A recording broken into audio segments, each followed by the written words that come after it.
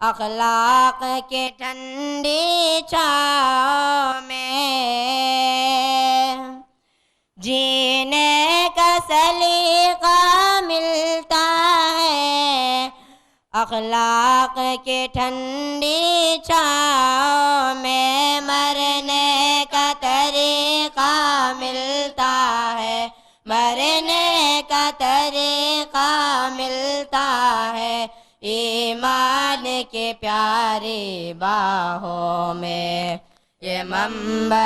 علم و عرفاں ہے، یہ مظہر دین و ایمان ہے، ایک شاخ ہے صوف نبوی کی، یہ راہ رضائے رحماں ہے، جب سایہ جلال عمری کا اس عرض چمن پر پڑتا ہے، جب سایہ جلال عمری کا اس عرض چمن پر پڑتا ہے، کلیوں کو تبسم ملتا ہے، کلیوں کو تبسم ملتا ہے، اور حوصلہ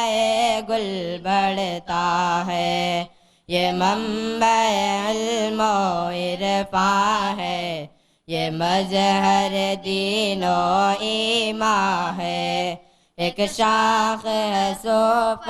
نبوی کی، یہ راہ رضائے رحماں ہے،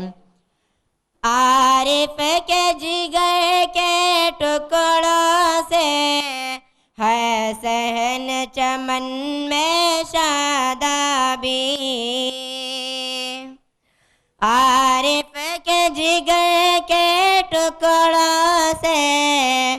ہے صحن چمن میں شادابی، رحمت کے فرشتے پر کو بچھائے، رحمت کے فرشتے پر کو بچھائے، کرتے ہیں سلام آدابی، یہ منبع علم و عرفاں ہے، یہ مظہر دین و ایمان ہے، ایک شاخ ہے صوف نبوی کی، یہ راہ رضائے رحماں ہے، ہر شام یہاں پر ہوتی ہے ایک مجلس دین و ایمانی، ہر شام یہاں پر ہوتی ہے ایک مجلس دین و ایمانی، اور پھول بکھیرے جاتے ہیں، اور پھول بکھیرے جاتے ہیں، بٹتے ہیں یہ نسخہ قرآنی، یہ منبع علم و عرفاں ہے، یہ مظہر دین و ایمان ہے، ایک شاخ ہے صوف نبوی کی، یہ راہ رضائے رحماں ہے، یہ منبع علم و عرفاں ہے، یہ مظہر دین و ایمان ہے، ایک شاخ ہے صوف نبوی کی، یہ راہ رضائے رحماں ہے۔ السلام علیکم۔ جزاکم اللہ۔ محترم سامعین، آپ جانتے ہیں کہ اس سال ہمارے اس ادارے سے 4 علماء کرام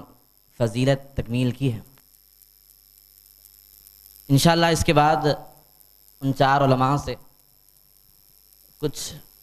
باتیں انشاءاللہ ہم سنیں گے۔ میں اس موقع پر سب سے پہلے مولانا نعیم الدین صفی صاحب سے خواہش کرتا ہوں کہ وہ آئے اور قرآن اور اس کے تعلیمات کے عنوان سے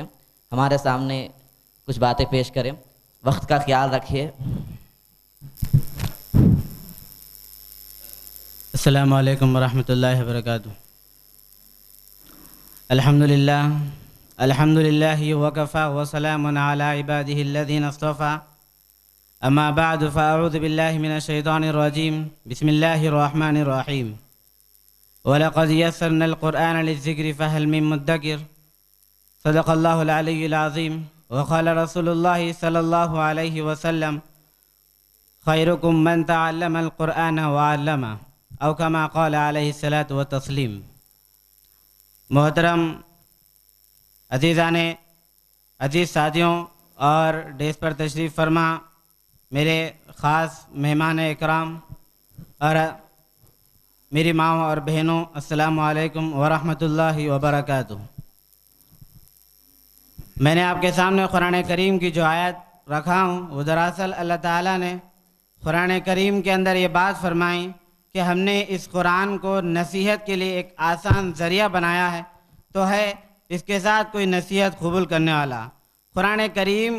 ایک ایسی کتاب ہے، اس کی ایک ایسی فضیلت ہے کہ اس کے ہر خطے کے اندر، ہر زمانے کے اندر، ہر ایک فرد کی، ہر ایک نسل کے اندر سے کوئی نہ کوئی اولاد اس قرآن کو حفظ کرتا چلا آ رہا ہے. یہاں تک کہ 1400 سال پہلے سے لے کر اور آج تک یہ بات قائم و دائم ہے کہ سارے کے سارے مسلمان اولادیں، یہاں تک کہ آج تک جتنے سارے نسلیں چلتی آ رہی ہیں، ان سارے حفاظوں کے سینوں میں اب تک قرآن بسا ہوا ہے. یہ قرآن کریم کی ایک فضیلت ہے. لیکن قرآن کریم سے پہلے اللہ تعالیٰ نے تورات کو دنیا میں نازل کیا. قرآن کریم سے پہلے اللہ تعالیٰ نے زبور اور انجیل، اس کے علاوہ دوسرے صحیفوں کو اللہ تعالیٰ نے نبیوں کے ساتھ ساتھ صحیفوں کو نازل کرتا گیا. لیکن نبی اکرم صلی اللہ علیہ وسلم کو جس طرح دنیا مبعوث کر دیا گیا اور ان کے اوپر ایک یہ نشانی لگا دی گئی کہ ان کے بعد کوئی رسول، کوئی نبی آنے والا نہیں ہے، اسی طرح قرآن مجید کے آنے کے بعد بھی پچھلے سارے کی سارے کتابیں، سارے کے سارے صحیفے منسوخ کر دی گئی. رسول کریم صلی اللہ علیہ وسلم کی دنیا میں نازل ہونے کے بعد جس طرح قرآن کو نازل کیا گیا، اسی طرح تورات، زبور، انجیل کے شریعت کو موقوف کر دیا گیا. اور قرآن کے اندر جتنے سارے باتیں وصیت کی گئی ہے، ان ساری باتوں کو ہمارے سارے کے سارے امت محمدیہ اور ہمارے بعد جتنے سارے نسلیں ہیں، ان سارے نسلوں کے اوپر یہ بات فرض عین کر دی گئی کہ قرآن کے جتنے احکامات ہیں، ان احکامات پر جو آدمی چلتا ہے وہ دراصل اللہ تعالیٰ کی راہ پر چلنے والا ہے. اور اگر کوئی آدمی قرآن اور حدیث کے علاوہ کوئی اور راستہ چنتا ہے، وہ دراصل ضلالت اور گمراہ کا راستہ چنتا ہے. قرآن کریم میں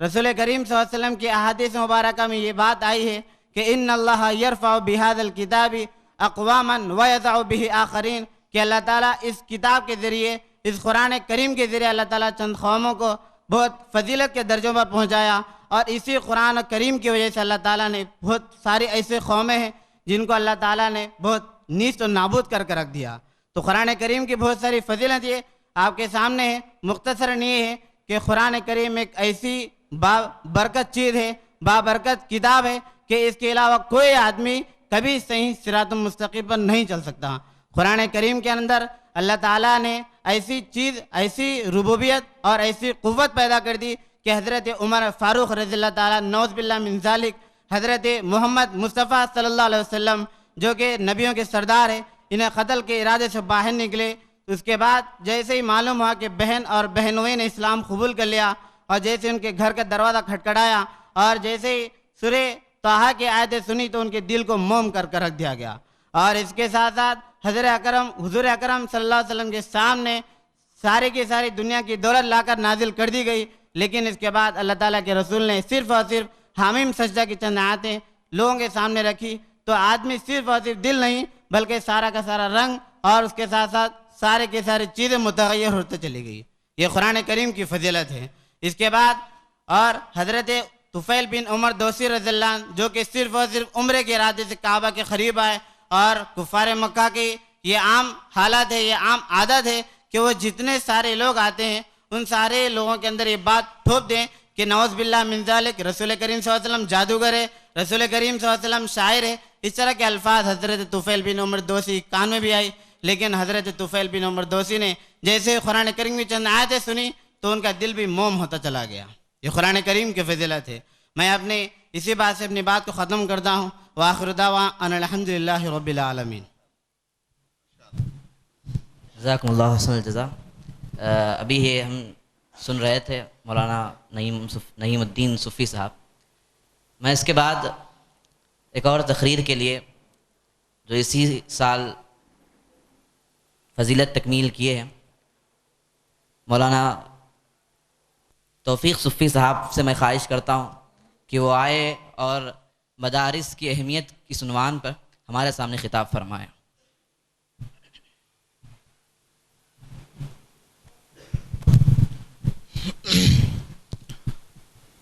الحمد لله رب العالمين والصلاة والسلام على رسوله الكريم أما بعد فأعوذ بالله من الشيطان الرجيم بسم الله الرحمن الرحيم اقرأ باسم ربك الذي خلق الإنسان من علق اقرأ وربك الأكرم صدق الله العظيم قال النبي صلى الله عليه وسلم طلب العلم فريضة على كل مسلم ومسلمة او کما قال علیہ الصلاۃ والسلام۔ محترم سامعین، الحمدللہ ہم بخوبی جانتے ہیں کہ عصر حاضر کی اس دور میں اور اس ترقی یافتہ دور میں جہاں پر لوگوں کا رجحان عصری تعلیم کی طرف کشا دوڑتا ہوا نظر آتا ہے، وہیں پر دینی مدارس کو نظر انداز کیا جا رہا ہے۔ حالانکہ دینی مدارس یہ ایسے قلعے ہیں اسلام کے جو اس زمانے کے اندر بھی اور 1450 سال پہلے بھی انہی دینی مدارس کی وجہ سے آج اسلام کی بقا، اسلام کی سالمیت اور اسلام کا استحکام اور تحفظ دین اور نظام حق کا جو آج ہمیں شمع نظر آتا ہے، یہ انہی دینی مدارس کے طفیل ہیں۔ آج یہ دینی مدارس جس طرح سے اس ملک کے اندر یا دنیا کے کونوں کونوں کے اندر جہاں دینی مدارس چل رہے ہیں، یہ اللہ رب العزت کا ایک عظیم نعمت ہے جو اللہ رب العزت نے اس امت کے لیے تحفے کے طور پر دیا ہے۔ اور ان دینی مدارس نے ہر دور کے اندر وہ کام انجام دیا جو باطل کی قوتوں کو توڑنے کے لیے، باطل کی کوششوں کو ناکام کیا اور اس کے ذریعے سے اسلام کا کلمہ علی الاعلان بلند کیا۔ 1450 سال پہلے جبکہ مشرکانہ دور تھا، اللہ کے نبی پاک صلی اللہ علیہ وسلم جب اس دنیا کے اندر آئے تو جہاں پر بت پرستی کا ماحول تھا وہاں پر اسلام کی حقانیت کی دعوت دی، اور اللہ کے نبی پاک صلی اللہ علیہ وسلم نے کہ اوپر جو ایمان لائے تھے ان کی تربیت کے لیے، ان کے درسگاہ کے لیے اللہ کے نبی پاک صلی اللہ علیہ وسلم نے ایک درسگاہ قائم کی جو دار ارقم کے نام سے اللہ کے نبی پاک صلی اللہ علیہ وسلم کے صحبت یافتہ صحابہ کرام رضی اللہ عنہ اجمعین جو ساری دنیا کے اندر اسلام کے پرچم کو لے کے نکلے اور اسلام کے لیے وہ قربانیاں دی، جو صحبت یافتہ تربیت یافتہ جو صحابہ کرام رضی اللہ عنہ اجمعین جو اس دینی درسگاہوں سے نکلے تھے اور جو ان دینی درسگاہوں کے ذریعے سے تربیت پائے تھے، انہوں نے ساری دنیا کے اندر اسلام کے پرچم کو لہرانے کے لیے، اعلاء کلمت اللہ کی دعوت کے لیے، اقامت دین کے لیے اور نظام حق کی کوشش کے لیے اپنے جان مال کو اور اپنی ساری چیزوں کو قربان کر دیا۔ اور اسی طرح اللہ کے نبی پاک صلی اللہ علیہ وسلم جب ہجرت کر کے مدینہ منورہ گئے تو وہاں پر صفہ نبی کے نام سے اللہ کے نبی پاک صلی اللہ علیہ وسلم نے ایک مدرسہ قائم کیا، جس کی بنیاد، اس مدرسے کی بنیاد صرف قرآن و حدیث پر نہیں تھی بلکہ ساتھ ساتھ قرآن و حدیث کے ساتھ ساتھ وہاں کی تربیت اور جہاد کے لیے ان کو تیار کرنا اور ان کو اللہ کے راستے کی نقل و حرکت کے لیے تیار کرنا اور ساتھ ہی ساتھ ان کے اندر اسلام کا وہ ولولہ پیدا کرنا جس کے ذریعے سے ساری دنیا کا مقابلہ کیا جائے اور باطل طاقتوں کو باطل کوششوں کو ناکام کرنے کی کوشش کی جائے۔ اس کے لیے صحابہ کرام رضی اللہ عنہ اجمعین جو اللہ کے نبی پاک صلی اللہ علیہ وسلم کے صحبت یافتہ تھے وہ اس طرح تیار ہوئے کہ 313 تھے بدر کے اندر، لیکن 1000 پر غالب آ گئے۔ ایک شاعر نے بڑے اچھے انداز سے کہا ہے کہ وہ 313 تھے تو لرزتا تھا زمانہ، وہ 313 تھے تو لرزتا تھا زمانہ، آج کروڑوں ہیں کہ کرتے ہیں غلامی۔ میرے محترم سامعین کہ اللہ کے نبی پاک صلی اللہ علیہ وسلم کی درسگاہ سے فیضیاب ہوئے یہ صحابہ کرام رضی اللہ عنہ اجمعین، اللہ کے نبی پاک صلی اللہ علیہ وسلم کی درسگاہ سے فارغ ہوئے یہ اصحاب صفہ ساری دنیا کے اندر اسلام کے پرچم کو لہرانے کے لیے اور انہی دینی مدارس کے قلعوں کو سارے عالم کے اندر لانے کے لیے انہوں نے انتھک اپنی اور جدوجہد کی اور یہاں تک کہ اسلام کے پرچم کو ساری دنیا کے اندر لانے کی کوشش کی۔ میرے محترم سامعین، اسی طرح اس ملک کے اندر بھی دینی مدارس ایک اہم رول رکھتے ہیں، جہاں کے باطل کوششیں یہ کام کر رہی ہے کہ کسی طرح مسلمانوں کو نصف و نابود کیا جائے، مسلمانوں کو صفحہ ہستی سے مٹایا جائے اور مسلمانوں کا خاتمہ کیا جائے، اور اسی کے نام پر دینی مدارس سے جو طلبہ فارغ ہو رہے ہیں، جو فضیلت کی تکمیل کرتے ہیں، یا حفاظ کرام جو دینی مدارس سے نکلتے ہیں، ان پر دہشت گردی کا لقب لگا کر، ان پر دہشت گردی کا لیبل لگا کر ان کو ناکام کرنے اور ان کو صفحہ ہستی سے مٹانے کی کوشش کی جا رہی. لیکن یہیں پر دینی مدارس نے امن کا اور شانتی کا یہ پیغام دیا جو آنے والی انسانیت کے لیے اور تا قیامت تک آنے والے انسانیت کے لیے نظام کائنات کے اس نظام کے اندر، حکومت کے اندر ہو یا سیاست کے اندر یا معاشرت کے اندر یا مساوات کے اندر، ساری چیزوں کے اندر ان دینی مدارس نے